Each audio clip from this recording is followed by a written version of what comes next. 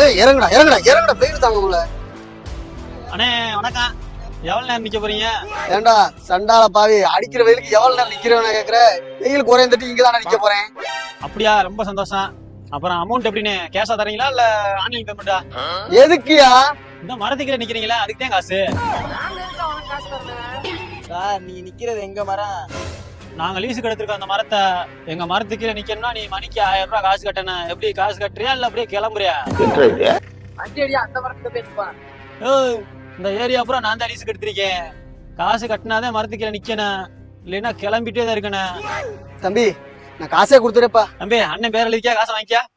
A few moments later. என்ன மாப்பிள பகல் கொள்ளையா இருக்கு? நிழல் நிக்கிறதுக்கு மணிக்கு 1000 ரூபாய் வாங்குறாங்க மாப்பிள. என்னது நிலம் நிக்கிற காசா? ஆமா தம்பி, இப்பதான் மரத்தை லீஸுக்கு எடுத்தவங்க காசு வாங்கிட்டு போறாங்க. ஏய் அப்படிலாம் யார் மரத்தை லீஸுக்குள்ளயா? எவனோ உங்களுக்கு பணம் அரைச்சிட்டு போயிட்டேன்.